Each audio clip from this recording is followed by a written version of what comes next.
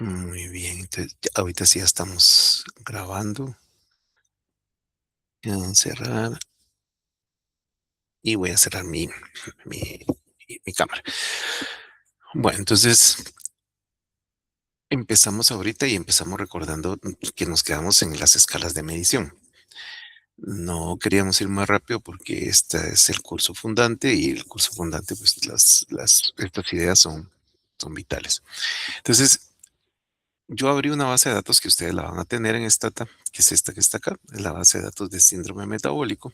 Aquí dice, miren, síndrome metabólico. Y quería hacer, digamos, tomando en cuenta las escalas de medición, digamos, si uno dice, bueno, la escala es nominal, si solo la característica está presente o ausente, entonces, por ejemplo, acá, que este ya está en una base de datos, si yo digo, por ejemplo, hace o no hace ejercicio, estas bases de datos están compiladas en donde uno es sí o es el que tiene el riesgo y cero es no o es el que no tiene el riesgo. Entonces, hacer ejercicio. Digamos, si las personas hacen ejercicio y pues en la,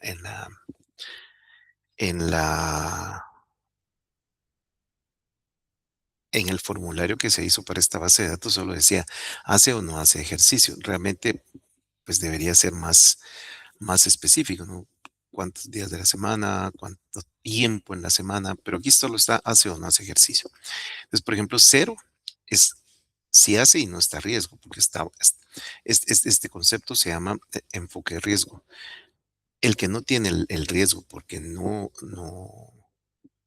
tiene la característica que le podría causar el riesgo, en este caso es cero. Entonces, digamos, si hace ejercicio es cero. Ahorita es como contralógica, pero lo van a ir conociendo más y más, ¿no? Y uno es porque está a riesgo. Si tiene diabetes mellitus, aquí sí, digamos. Si no tiene, es cero porque no tiene el riesgo. Y si tiene, es uno porque sí tiene el riesgo. O sea, uno es el concepto de riesgo. ¿Sí? Y esta base de datos está compilada en un concepto que se llama el enfoque de riesgo. Entonces, todo lo que genere riesgo es uno. Y todo lo que no genere riesgo es cero. Entonces, ejercicio. Si no hace, tiene riesgo, es uno. Si hace, no tiene riesgo, es cero. Diabetes mellitus. Si tiene diabetes mellitus, es uno. Si no tiene, es cero. Entonces uno lo tabula, ¿no? Uno viene y lo tabula. Entonces nos vamos a esta página, todavía no hemos entrado a eso, pero usamos un comando muy sencillo, que este es el primer script. Yo creo que habían visto algo. Y me voy acá y pongo ejercicio. Mire, le puedo poner los dos. Si le pongo, se puede abreviar. Si le pongo tab 1, entonces lo que le estoy diciendo es que haga solo una tabla de las siguientes variables. Ejercicio, DM, y padece enfermedades cardiovasculares. Entonces lo que va a hacer es que va a hacer una tabla de cada uno.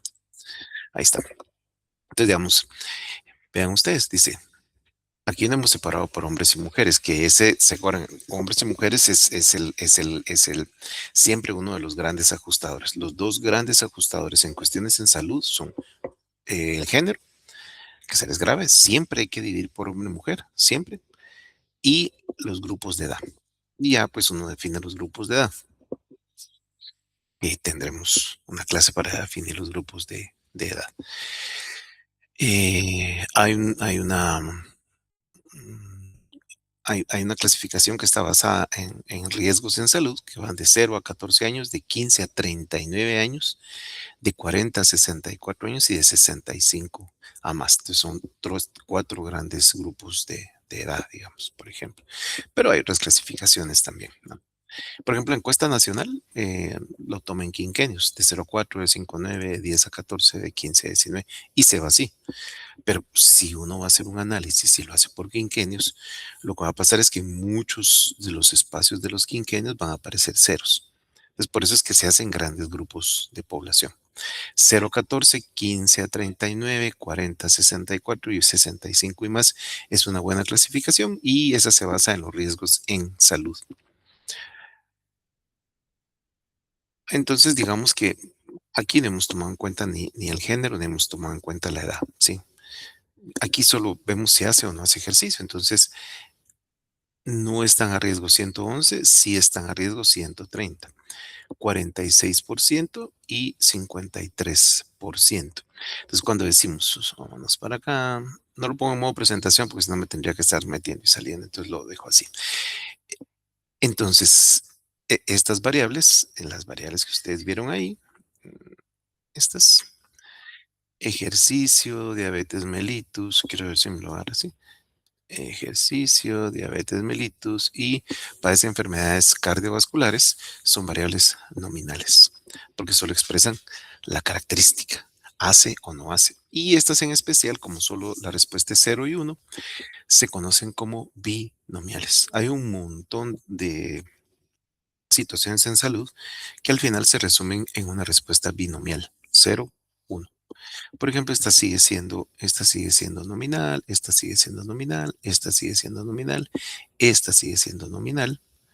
Y aquí nos topamos con una variable que es comida chatarra y aquí ya nos da frecuencia de consumo. Si 0 es que no consume, 1 es que consume 1 a 2 veces por semana, 2 es que consume de 3 a 4 veces por semana, por ahí hay un 4 aquí. 4 es que consume de 5 a 6 veces por semana y 5 es que creo que no hay, es que consume todos los días. Quiero ver, vamos a ver, Jada. Aquí no está, en esta base de datos no está, pero eso lo vamos a ir aprendiendo. Ahí, eso que acabo de abrir sirve para ponerle uno toda la información que tiene la variable o las clasificaciones que uno hizo con la variable. Bueno, entonces, esta base de datos no tiene, es esto que está acá, miren, esto que está acá, la comida chatarra, la vamos a pasar para acá. La comida chatarra, vamos a buscar acá la comida chatarra. Una pregunta típica de examen es, ¿esto que está aquí, esa clasificación, es una variable ordinal o es una variable de frecuencia, que es de conteos? Respuesta, porque todavía no lo saben, es una variable de conteos. O sea, estos son conteos. 0 es que no consume, 1 es 1 a 2 veces a la semana, 2 es 3 a 4 veces, 3 es 4 a 5 veces y 4 es de 5 a todos los días. Esto es lo que tenemos, ¿no? Y aquí está la frecuencia. Ojo, se las pongo porque aquí esta es nominal binomial y tiene porcentaje. Esta es de conteos, pero son las características y también tiene porcentajes. Esta, por ejemplo, esta nos sirve mucho eh, cuando hacemos la distribución de Poisson. Poisson es una distribución, se escribe como Poisson, pero con doble S, y como es francés, se pronuncia Poisson, no Poison, que sería el veneno en inglés. Esta nos sirve por ejemplo, cuando veamos eso, ¿cuál es el dato que más se repite? Uno, ¿sí? Y el dato que más se repite, cuando vieron ustedes sus cursos de estadística en el colegio y tal vez ya vieron algo también en sus matemáticas, ¿cómo se le llama el dato que más se repite? A ver, alguien que conteste en el chat, ¿cómo se le llama el dato que más se repite? ¿Alguien? Moda, muy bien, Cristian. Moda, muy bien, chicos, muy bien. Sí, estamos sintonizados. Esa es la moda. Ahora, por ejemplo, la gente tiene la tendencia a pensar, mire, como tengo 0, 1, 2, 3 y 4, le saco una media. No, no le puede sacar una media, porque esto representa categorías. Las categorías no se les saca media, se les saca moda. Sí, adelantándonos un poquito a la otra. A las categorías no se les saca media, se les saca moda. Sí, porque esto realmente, este no es un 0 como 0.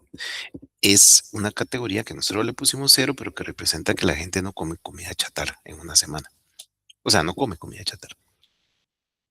Esto es uno, tiene un valor de uno, eso nosotros lo codificamos, eso se llama codificación, nosotros lo codificamos como uno, pero realmente está representando que las personas comen comida chatarra 1 a 2 veces a la semana. Y es donde se encuentra la mayoría de personas. Entonces, esa es la moda. Nunca a datos de conteo que se refieren a categorías se les saca una media. O como me dijo alguien, ahí la mediana, no tampoco. O sea, es una categoría, lo que pasa es que está expresada en números. Aquí en vez de eso le debería poner nunca, una o dos veces, tres a cuatro veces, cinco a seis veces, toda la semana. Pero es más fácil ponerle cero, uno, dos, tres y cuatro. Sí, porque hace una tabla mucho más fácil. Entonces no se le puede sacar medio. Y el dato que más se repite es este, la moda. Muy bien. Entonces, digamos que en esta base de datos no tenemos, bueno, sí tenemos moda y aquí deberíamos corregir lo que también se usa para categorías como esto, digamos. Pero esto no es ordinal, aunque tal vez sí, fíjense, porque no, creo que sí, sí, sí, tal vez sí, porque sí representa lo mismo que en una escala de 1 a 5 que le gusta, ¿no? Igual lo ordinal es moda. Entonces dejémoslo como representando una categoría, pero al volverlo numérico, lo dejamos como ordinal. Sí, lo dejamos como ordinal. Y si suma el concepto, porque digamos de 0 a 1, la que no consume a que consume, realmente no es, si lo restáramos, no es -1. Es sencillamente dos categorías diferentes. Uno, de 1 a 2 veces a la semana, -2, que es de 3 a 4 veces a la semana, realmente no es uno, sino que son dos categorías diferentes. Entonces sí, sí es ordinal, lo podemos dejar como ordinal. ¿Dónde estoy? Aquí se me perdió esto. Muy bien. No es intervalo, ¿verdad? Porque ahí el cero no, sí es un cero real. O sea, o no como, o como, o no como. Los que dicen cero, no como. Y lo pueden, alguien me podría decir, pero entonces está en escala de razón. No, no, porque esa fue una representación que yo le hice. La que sí tiene una escala de razón real es estos que están acá, miren. La edad, bueno, el género es nominal. Uno es mujer porque las mujeres tienen más riesgo de tener síndrome metabólico después de los 40 años que los hombres. Y cero es hombre. Aquí no es porque a los hombres no les dé, solo porque tienen más riesgo. Ahí lo van a ver 3.8 veces más después de los 40 años. La circunferencia de la cintura, pues eso ya lo vimos alguna vez, ese es el cero más real. Agarran su metro de costurera, se dan la vuelta desde el ombligo, se dan la vuelta y cuando da la vuelta y cierra el metro, pues esa es la circunferencia de la cintura. El peso pues está en una balanza, los triglicéridos y estos, pues estos son lo más claro, ¿no? O sea, estos van ustedes al laboratorio, les sacan sangre y pues todos los aparatos, por muy modernos que sean, que ahora son súper modernos, tienen un cero real, ¿no? O sea, empiezan con un cero real, se calibran para tener un cero real y a partir de ahí, con alguna de las reacciones que hay ahora, quimioluminiscencia o todo lo que hay, eh, pues alcanza la concentración que hay en sangre de esos parámetros, de esos valores, para cada uno de los individuos que llegó a hacerse el examen, cada uno de estos que llegó a hacerse el examen, ¿sí? Entonces, yo puedo venir y ahí si algo hago diferente, digamos, puedo venir y digo, ay, ¿dónde estoy? Aquí estoy. El comando es summarize, se puede poner la abreviatura SUMM, SUM, y entonces digo, bueno, le voy a poner la edad, le voy a poner la circunferencia, el peso, según el peso, los triglicéridos, el HDL, después vamos a ver qué es eso, y la glucosa pre. Aquí no he dividido entre hombres y mujeres, está entre todos. Bueno, y ahí está. Mira, aquí está la tablita. Entonces, con el comando summarize, lo que me da es el número de observaciones, la media, la desviación estándar, cuál es el valor mínimo y cuál es el valor máximo. Porque siempre da valor mínimo y da valor máximo, por un concepto muy interesante que tiene la estadística que se llama los outliers. Ahorita se los voy a enseñar. Este whiteboard. Aquí está. Lástima que esta aplicación se va a ir el día 22. Ahí van a ver qué va a aparecer ahí. El día 22 ya no va a estar presente. Aquí está. A partir del día 22 ya no podrá crear ni editar. No sé por qué lo van a quitar, cómo servía esto. Bueno, entonces digamos que vamos a... Empiezo con un lienzo en blanco y vamos a ponerle acá los outliers. Out. Acá se va a retirar, sí, hombre, ya. Los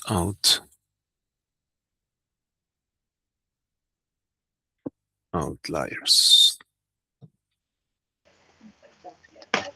Ah, Outliers.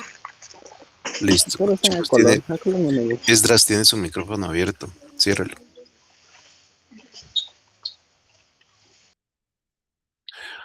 Ok, outliers es igual a valores extremos. Todo esto lo vamos a ver. Entonces, ¿por qué es que todos los paquetes estadísticos ponen el valor mínimo y el valor máximo? Porque esto, digamos que si yo digo, bueno, la A, el que menos años tiene 45 y el que más tiene 65, pero uno de mis criterios de inclusión era que eran personas entre 40 y 65 años, está bien. Si aquí me aparece uno de 25, ¿qué quiere decir? Que agarré a alguien que no debería haber agarrado en mi muestra, ¿no? Él es un outlier, porque no va a tener los valores que yo quiero. Por ejemplo, la circunferencia va de 63 a 117. En términos generales, el punto, como aquí no estamos separando entre hombres y mujeres, el punto de corte de las mujeres es 88 y el punto de corte de los hombres es 106. Supóngase que aquí me aparece un 50 o un 40, pues no creo que ninguna mujer tenga cintura 40, menos un hombre, porque son gentes mayores de 40 años, recuérdense, es el criterio de inclusión de este estudio. Después vamos a ver eso también. O sea, son personas de 40 a 65 años. Y 117, pues sí, también suena lógico, ¿no? 117, si el valor en hombres es 106, 117, pues sí, o sea, alguien puede llegar a tener esa circunferencia, pero supónganse que me apareciera 200. Entonces yo digo, no, esto ya no puede ser así, ¿sí? Pero hay un método y así es para todos los otros, ¿no? El peso entre 60 y 220, suena lógico, ¿no? Si apareciera alguien de 400, también puede parecer lógico, pero, o sea, debería tener un trato diferente porque ya alguien que pesa 400 libras, pues ya es como una subpoblación. Vean los valores de triglicéridos, el valor máximo es 150 aceptable, va de 70 a 150, aquí hay 46 y sí pueden existir, sí hay valores de 900 en triglicéridos, yo he visto valores de 1000, entonces suena lógico, ¿no? Y el colesterol HDL, el punto de corte es 40. Al contrario, la gente lo tiende a tener bajo, este es lo que le dicen al colesterol bueno. Entonces, el punto ideal es 40 para arriba. Por ejemplo, hay gente que tiene 18. Es plausible, ¿se acuerdan? Hablamos de plausible, que es biológicamente admisible. ¿Por qué? Porque si el punto de corte es 40, 18 es casi la mitad de ese punto de corte. Sí puede existir. Por eso es que ponen eso. Ahora les voy a enseñar una cosa bien chilera que después lo vamos a aprender a hacer. Hay un gráfico que lo van a ver ustedes, pero que ahorita solo lo voy a ver. Digamos, este sí lo voy a hacer por sexo. Vertical y solo voy a poner la variable, por ejemplo, circunferencia y voy a poner por la variable género. Y entonces me da un gráfico muy interesante que se llama boxplot, que al final de cuentas si uno le da vuelta realmente es una distribución normal. Ahí está. Entonces vean ustedes, el boxplot es... ¿alguien habían visto estas gráficas antes? Las gráficas de caja. Si no, pueden poner manita abajo, pulgar abajo. ¿Las habían visto? Ok, estas gráficas son... Miren, estas gráficas nacieron en 1986 de un señor de apellido Tukey, John Tukey. Sí, que era un estadístico que trabajaba en una universidad en Estados Unidos. Y bueno, se dio cuenta, si ustedes se dan cuenta, si uno les da vuelta, esta es la curva normal. Sí, esta es la curva normal, la forma de campana. Entonces hizo esto y dijo, bueno, este es el percentil 5, este es el percentil 25, este es el percentil 50, este es el 75 y este es el 95. Igual, aquí, estas son mujeres y estos son hombres. Y estos son los datos que están arriba del percentil 95 en las mujeres y por abajo del percentil 5 en las mujeres. El concepto de percentil sí ya lo conocen, ¿verdad? ¿Sí lo conocen? Si no, manita abajo, sí lo deberían conocer. Percentil, ¿no? Ok, muy bien. Este, muy bien, ok. Pero bueno, el percentil es una medida de posición y sirve precisamente para jerarquizar los valores, pero lo vamos a ver. Pero la idea es que aquí el 95% de las personas está por abajo de este valor que está acá y el 5% está por arriba de este valor. Estar arriba de este valor no quiere decir que sea un dato extremo. Hay una fórmula para calcular si es un dato extremo y estar por debajo tampoco es un dato extremo. Pero gráficamente sirven para encontrar si hay puntos que pudieran ser outliers. Aunque estamos viendo circunferencia de cintura, ¿verdad? En centímetros, dice aquí. Entonces vean ustedes, pues a mí me parece que está bien, ¿no? Es de 63 a 117, ya dividido eh, por la variable género, digamos, vamos a ver. va- Esta todo lo hace en minúsculas. By género. Sort dos puntos, summarize. Que estamos viendo circunferencia. Entonces ahí se no lo va a dar por hombre, cero, y por mujer, uno. Entonces, vean, los hombres van de 71 a 117 y las mujeres de 63 a 116. Se parecen bastante los valores mínimos y los valores máximos. Ahí no pareciera que hubiera outliers. Entonces, a veces cuando uno mira la gráfica, esos puntitos que están ahí, no necesariamente son outliers. Hay que hacer una prueba para determinar si son outliers. Ahora, ¿qué pasa con los outliers o los datos extremos? Que los datos extremos, si estamos calculando una media, hacen que la media vaya para arriba si estuvieran acá o que la media vaya para abajo. Y en general, si ya hay muchos datos extremos y estuvieran mucho más arriba, lo que estaríamos viendo es que hay una subpoblación de personas que tienen una circunferencia muy, muy grande y que las deberíamos tratar de manera aparte. ¿Sí? Ya lo vamos a ver. Ok, entonces, pero al final lo importante de esto es que estos son datos medidos en escala de razón. Son datos medidos en escala de razón. Entonces, ¿para qué? Ya se me ha puesto. ¿Para qué es que nos preocupamos tanto con las escalas de medición? Porque las escalas de medición nos indican dónde estamos parados. Por eso, porque nos indican dónde estamos parados. Sí. Y también nos ayudan para saber si vamos a calcular una media, una mediana, o vamos a calcular una moda, o vamos a calcular un porcentaje. Para eso es que están hechos. Y lo último que vimos la semana pasada es esto. Digamos, cuando yo degrado la variable, si yo digo 110, ¿se acuerdan? Si yo digo, por ejemplo, yo puedo venir y decir, aquí estoy. Yo digo, bueno, ya lo puse aquí. No, creo que no puse glucosa. Digamos que yo pongo el valor de glucosa. Digamos, ponga summarize glucosa pre. Sí, pongo glucosa pre.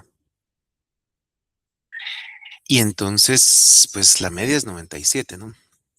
Pero yo sé que el punto de corte es 110. O sea, ese es el punto de corte, digamos que el punto de corte aceptado actualmente por diferentes asociaciones. La Organización Panamericana de la Salud, la Asociación Americana de Diabetes y otros foros que se dedican al tema de estos valores, dijeron, no, mire, 110 es un punto de corte ideal. Arriba de 110 ya el valor de azúcar en sangre está elevado, no quiere decir que sea diabético, no quiere decir que tenga resistencia a la insulina, solo quiere decir que está elevado y hay que encontrar por qué. Entonces, pero digamos, si yo a alguien le digo, mire, usted tiene un valor de, vamos aquí, Digamos, yo le digo, mire, su valor de azúcar es, aquí está el valor de azúcar, la glucosa, pues, es 88, o su valor de azúcar es 145, o su valor de azúcar es 119.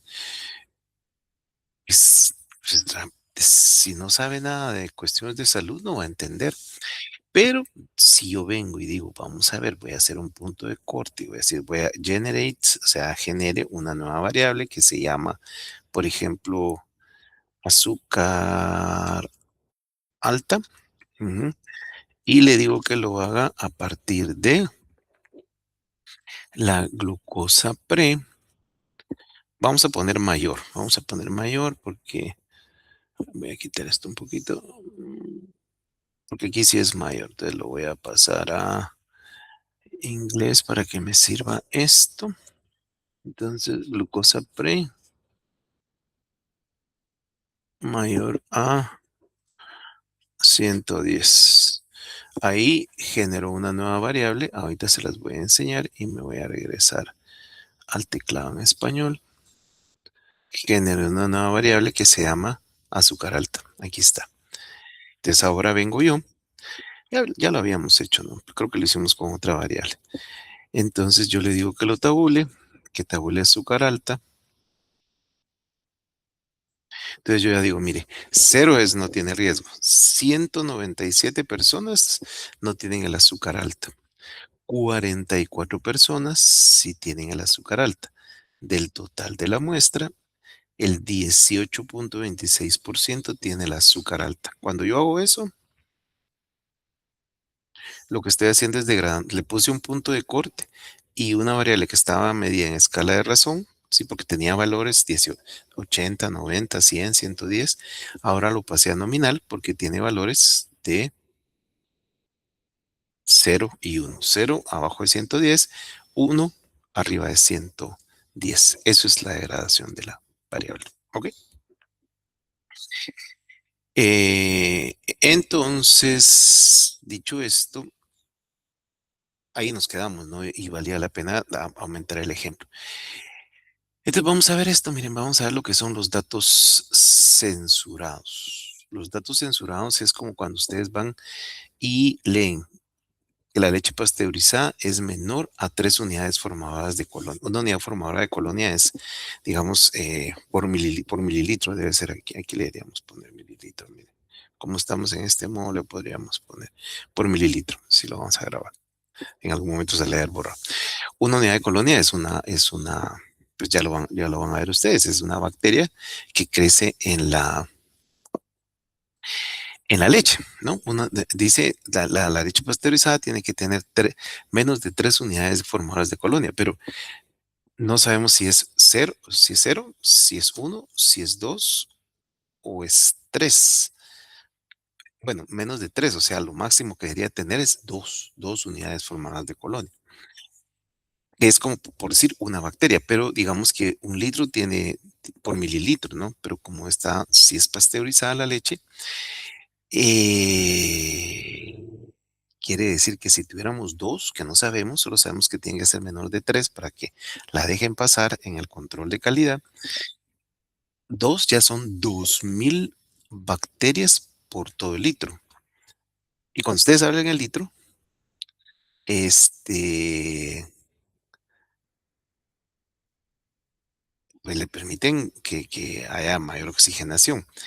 Si fuera una E. coli, una bacteria E. coli, que es una bacteria que muchas veces causa problemas intestinales, se replica cada 20 minutos. Entonces, si hay 2000 en 20 minutos, ustedes dejaron la leche a temperatura ambiente, la dejaron abierta, la dejaron mal cuidada, en 20 minutos ya hay 4000. Si la dejan toda la noche, cuando llegan al día siguiente, la leche está totalmente descompuesta. Pero no sabemos cuántas hay. Eso se llama un dato censurado. No sabemos cuántas hay. Por ejemplo, digamos, la FDA puede decir que un valor mayor de 600 microgramos de retinol diarios en niños de 0 a 24 meses puede ser tóxico. Mayor de 600, o sea, pero realmente cada niño tiene su propia, se llama así, idiosincrasia química. Entonces puede ser 700, puede ser 800. Entonces de repente hay algunos medicamentos que se consiguen que el niño necesita que tienen jabalo los 600. Ya no lo van a comprar los papás porque van a decir, no, porque ya 600 son tóxicos, pero no sabemos si son 600, si son 700. Sin embargo, la industria, sobre todo la industria farmacéutica y la industria de alimentos, tiende mucho a usar ese tipo de variables, mayor que, menor que, y dejan a la población como decida usted, ¿no? Es un poco complicado, pero lo hacen. Y ahí están las variables, ¿no? Esto sigue siendo se usa en falla de máquinas. Por ejemplo, también esto. Ahora el tema ustedes han oído hablar acerca de la famosa muerte programada, la muerte programada de los equipos electrónicos. ¿Han oído hablar de eso? Ya no solo es en los celulares, está en las refrigeradoras, está en las secadoras, está en los dishwashers. Ahora incluso hablan en los autos de muerte programada de las piezas electrónicas, que se supone que pasa en el caso de los celulares, pasa por el número de cargas que la batería tiene y entonces tiene un número programado, no sé, o 10,000, 5,000, 15,000, 20,000 cargas. Y cuando llega a ese punto, el chip que trae adentro lo entiende y empieza a fallar. Esa es la muerte programada. Pero le dicen, mire, puede durar hasta 5 años. Hasta 5 años. O aquí como por ejemplo les dicen, no, la vida útil está entre 5 y 10 años. Pero entonces dicen ustedes, bueno, 5 sí, quiere decir que hasta los 5 me llega. Pero ¿y después de los 5? ¿Cómo sé cuándo va a ser el fallo? ¿A los 6, a los 7, a los 8, a los 9, a los 10? Esos son los famosos datos censurados, ¿no? Son datos que al final, cuando veamos la bio 2, vamos a ver que existen otros datos censurados que se refieren en el momento en que se pierde la información de una persona cuando la estamos siguiendo en el tiempo, por ejemplo, en un ensayo clínico o en un estudio de cohortes. Hay un momento en que una persona se pierde y dejó la información hasta que estuvo con nosotros. Sí, hasta ahí se pierde. Esto es algo similar. Un dato censurado es un dato que en algún momento se pierde la información, porque me dice de 5 a 10 años. Pero, ¿qué quiere decir 5 a 10 años? Se pierde la información. Menos de 3 unidades formadoras de colonia, se pierde la información. Mayor de 600 microgramos, pero puede ser 700, puede ser 800. Entonces, un dato censurado es cuando se pierde la información y que las personas tienen que decidir. Y la industria farmacéutica y la industria de alimentos tiende mucho a usar datos censurados. Búsquenlo en las etiquetas y van a ver. Tienden a usar datos censurados. Porque entonces le dejan la responsabilidad al consumidor. Y entonces el consumidor, pues, imagínense, ahora hay inteligencia artificial y uno puede ir a buscar y está el Google, etcétera. Pero no, sin ir muy lejos, 2019, no era tan fácil hacer búsquedas. Entonces la gente tenía que confiar como en su instinto, o que alguien le dijera, no, mira, yo lo he usado y funciona bien hasta tanto, no te preocupes. Sí, o sea, etcétera. Muy bien, entonces ahí están las censuras a la izquierda, que es un concepto bien, por ejemplo, si ustedes están haciendo una encuesta y quieren saber, digamos, a jóvenes de 20 años, vengo yo y les pregunto, mira, ¿a qué horas empezaste a fumar? ¿A qué edad empezaste a fumar? Pues el patojo no se recuerda, dice, ay, no me acuerdo, yo estaba bien patojito, pero bien patojito, ¿cuánto es? 12 años, 13 años, 14 años, 15 años. Entonces digamos que ahorita tiene 18. Lo único que me queda es poner 18, porque ahí lo encontré yo. ¿Sí? Entonces pongo 18, pero no es porque sea 18, es porque ahí lo encontré yo. Entonces es un dato censurado. Los datos censurados son datos que siempre falta cierta información para terminar de completar como el cuadro, como la ecuación. Y el resto uno lo tiene que como deducir, ¿no? Si yo pongo 18, realmente me perdí los 17, los 16, no sé. Pero si yo necesito poner un dato, cuando empezó a fumar y no se acuerda, pongo 18, que es la edad que tiene ahorita, porque ahí lo encontré yo. Esa es también una forma de dato censurado. También se usa mucho en las encuestas. Si pongo 18 y el problema es que como es un valor numérico, sí puedo después sacar una media, ¿no? Sí, la media de edad en que empiezan a fumar. Y si nadie se recordaba y todos tenían más o menos 18 años, voy a poner 18 años. pero de repente no era 18 años. Por eso se llama censurado, porque es un dato en donde en cierto momento se pierde la información. En inglés es censored data. Entonces, un dato censurado es un dato que en cierto momento se pierde la información. O sea, cada vez que oigan ustedes dato censurado, piensen, es un dato que en cierto momento se pierde la información. Menor de 3 unidades formadoras de colonia, puede ser dos, puede ser una, no es lo mismo, o puede ser cero, ¿sí? Mayor de 600 microgramos. A algunos niños sí les puede afectar, es tóxico el retinol a los 600, otros a los 650, otros a los 700. Hay un dato que se pierde ahí. Eh, a qué edad empezaste a fumar? Mm, pues como no se acuerda, ¿qué edad tienes ahorita? 18, bueno, 18 pongo. Pero ahí se perdió información. Un dato censurado es aquel que en cierto momento se pierde información. Punto. Las variables derivadas son las variables compuestas, saben igual. Por ejemplo, quien haya ido al gym sabe el concepto del IMC, que es el peso en kilogramos dividido la talla en metros al cuadrado. Y tiene esta clasificación.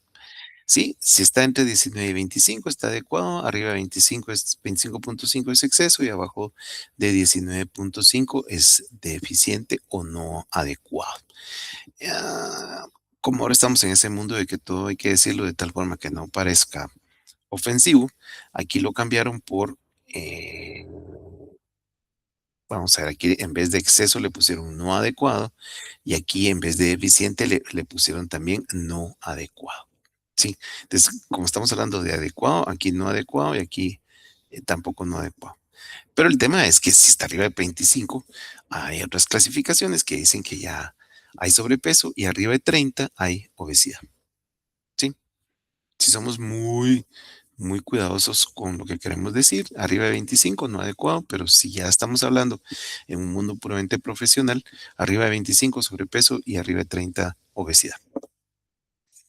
Y por último, sí, estas las variables derivadas las usamos mucho, ¿no?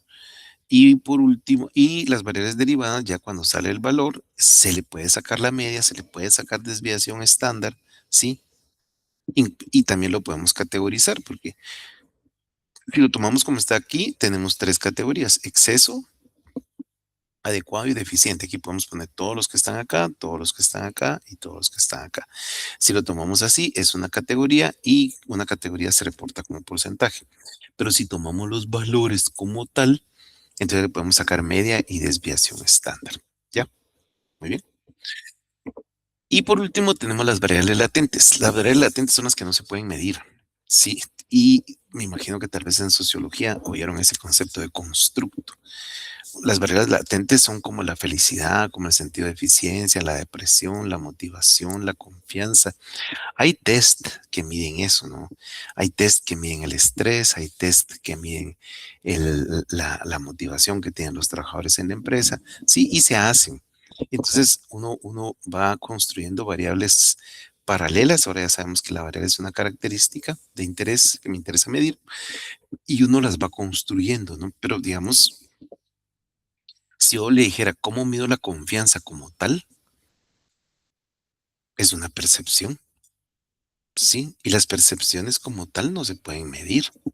Ahora, si yo le digo, mire, de una escala de 1 a 5, dígame usted, donde 1 es no me da confianza nada, 2 es me da moderadamente confianza, 3 es ni sí ni no, 4 es me da parcialmente confianza y 5 es tiene toda mi confianza, pues esa es una clasificación subjetiva, ¿no? Pero tendríamos que definir qué quiere decir confianza y en qué ámbito lo estamos diciendo. Si en el ámbito laboral, en el ámbito económico, en el ámbito financiero, en el ámbito personal, porque no lo podemos generalizar. Yo puedo creer que yo tengo confianza en una persona para manejar las finanzas de la empresa, pues que no va a incurrir en algún tipo de robo dentro de la empresa, pero tal vez en otras cosas de su vida no podría tener confianza. Entonces, eso es lo que se llama el constructo. Tengo que construir a partir del concepto confianza y luego evaluarlo. Entonces yo digo, vamos a generar el término confianza en función del buen manejo financiero que este gerente tiene. ¿Y cómo está definido el manejo financiero, que alcanza sus metas, que lo hace con el presupuesto que le fue asignado y que incluso logra metas más altas con el presupuesto que le asignaron. Entonces, eso me da confianza, ¿no? Sí, entonces ya tengo confianza de él y entonces, si logra sus metas es otra forma de clasificación, es uno, si logra sus metas, pero con un buen manejo de presupuesto es dos y así sucesivamente, pero está construido, ¿no? Es como que fuera una variable ordinal, ¿no? Muchas de estas variables, sí, se miden de manera ordinal, ¿sí? Y se construye, pues, que para mí, como cuando dicen, si estamos hablando de felicidad, siempre dicen, y defíname felicidad. Es una de las definiciones más difíciles, ¿verdad? O sea, el concepto de felicidad es una definición sumamente difícil. Entonces, defíname felicidad. Ya cuando definió felicidad, pues entonces ya viene y puede venir y dice, bueno, ya definí felicidad, entonces pues ya estuvo, ya. Entonces la mido. Primero la define, que es el constructo, y luego la mide, ¿sí? Y seguimos con las variables latentes, que los indicados pueden ser ítems de una, o sea, pueden ser preguntas de una encuesta. Lo que les estaba diciendo puede ser cualquier forma de medición que se piense representa el constructo, la felicidad.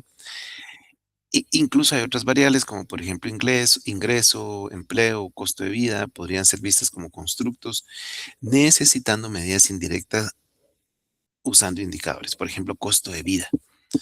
¿Cómo mido el costo de vida? Por ejemplo, uno de las formas de medir el costo de vida es la canasta básica. Y la canasta básica, los institutos de estadística de los países la definen como, qué sé yo, una bolsa de arroz, una bolsa de aceite, o sea, una libra de aceite, una libra de esto, una libra de aquello. Son como 20 ítems, le dicen, 20 objetos. Y entonces eso da una cantidad, qué sé yo, 1,200. Sí, entonces una bolsa de esto, una bolsa de aquello, ¿para cuánto alcanza para una familia de 4 miembros? Alcanza 3 días, ¿va? Entonces, o 5 días. Entonces son, digamos, y que es la canasta básica, digamos que cuesta 800. Si son 4 semanas, pues las personas tienen un costo de vida, si son 4 miembros, 8 por 4, 3,200. Pero si la canasta sube, entonces, un nuevo coste de vida no son 3,200, si nos supongamos ahora es 900, son 3,600. Si sube a 1,000, son 4,000. Ese es el coste de vida, pero el concepto yo lo creo a raíz de esos compuestos, de esos granos y granos básicos y alimentos que le meto a la canasta. Yo lo construyo. Por eso también se puede tomar como una variable latente. Índices de precio al consumidor, exactamente lo mismo. Entonces, eran los últimos que íbamos a ver hoy. Las variables latentes, las variables derivadas y las variables censuradas. Entonces, una variable censurada es aquella que en algún momento se pierde la información. Una variable derivada es una variable compuesta que se compone, en el caso del IMC, de dos conceptos o de dos mediciones, perdón, el peso y la talla en metros al cuadrado. Y una variable latente es una variable que no se puede abordar por ella misma, sino que es una variable que uno tiene que generar un constructo, defínala y en función de que ustedes la definieron, entonces se encuentran formas de medirla. Esas variables están por todos lados en el mundo del análisis de datos, no solo en este curso de bioestadística, sino que están en todos lados. Entonces, ahí nos vamos a quedar.